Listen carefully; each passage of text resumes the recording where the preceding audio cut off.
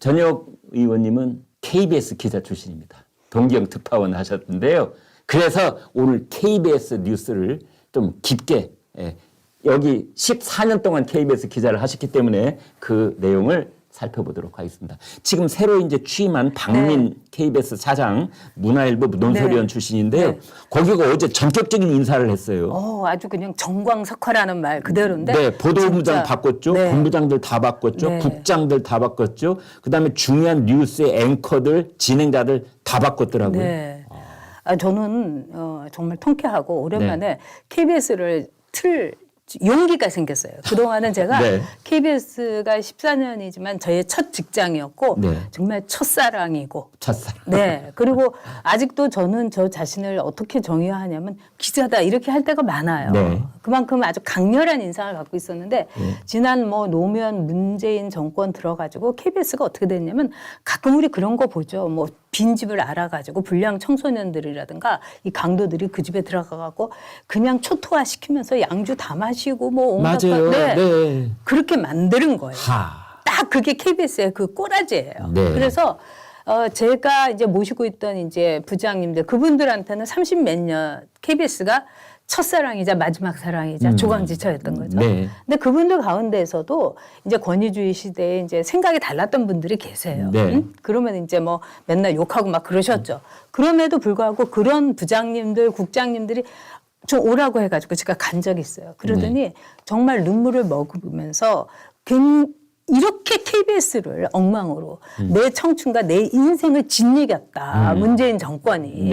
이렇게 말씀하시면서 제가 존경했던 국장님이 그러셨어요. 사장까지 하신 분인데 계열사에 내가 폭탄이 있으면 KBS에다가 폭탄을 던지겠다.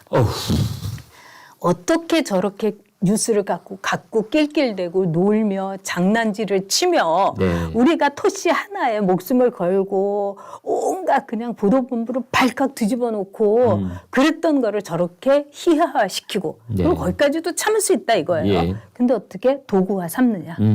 자기네들의 나팔수, 자기네들의 성공, 자기네들의 방송에서의 떼돈을 벌기 위한 하나의 정말 야바오 짓을 하는데 KBS라는 국가기관 방송을 쓸 수가 있느냐. 그러면서 막 미쳐버리겠다고 그러시더라고요. 그리고 이제 돌아가셨어요. 실제로.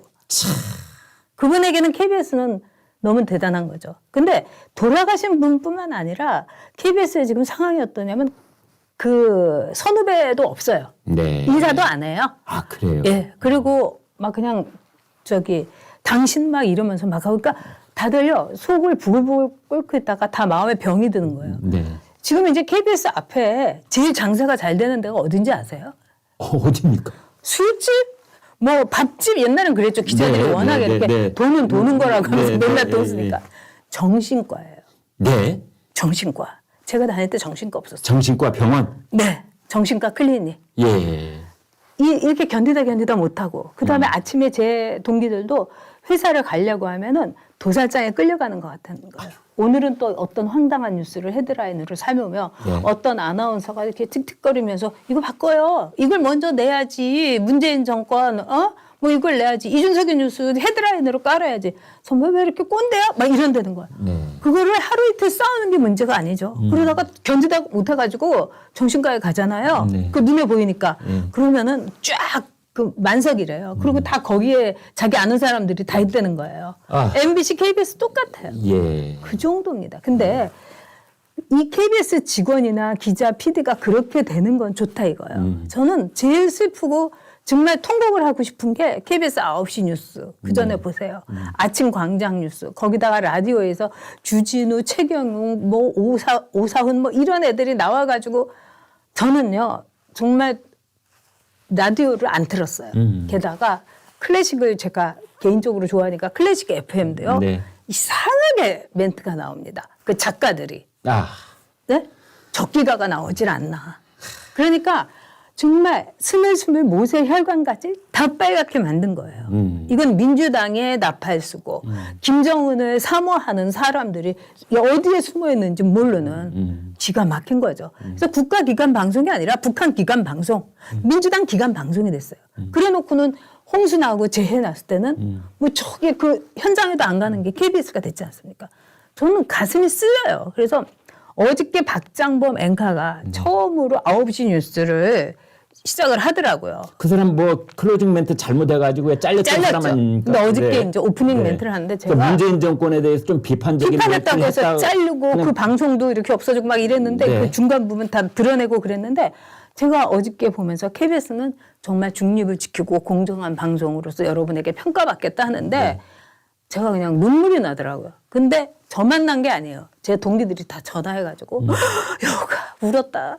어떻게 이런 일이 이랬어요. 지금 KBS 박민 사장이 잘하고 있는 거고 이제 국민 여러분들께서 KBS를 열심히 봐주시면서 모니터 많이 해서 제자리로 돌려셔야죠.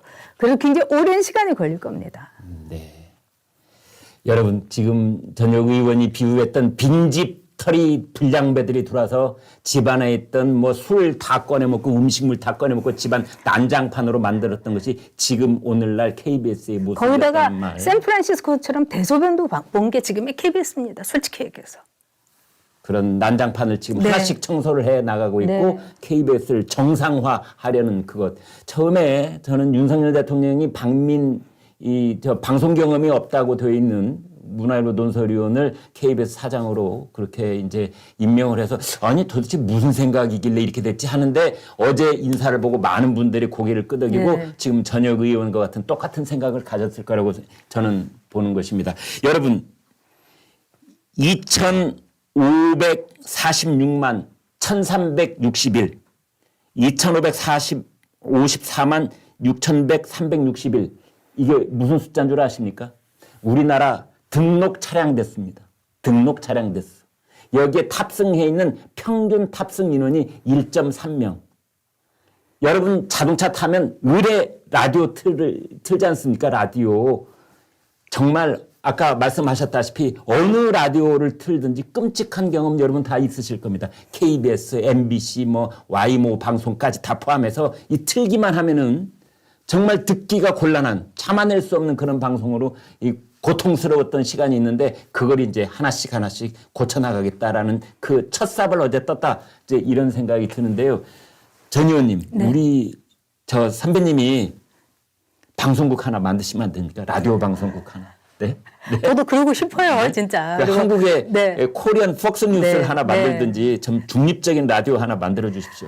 네, 제가 만약에 예. 정말 그 신의 은총을 받아가지고 네. 병이 낫는다면 그거 꼭 한번 해보고 싶습니다. 네, 꼭 그렇게 되시기를 네. 저도 바라겠습니다. 그래서 저 선배님이 방송 한번 꼭 방송국 사장이 되시고 저도 시간을 하나 주시면 열심히 정말 아유, 한번 해보겠습니다. 부풀리겠습니까? 네. 네. 알겠습니다.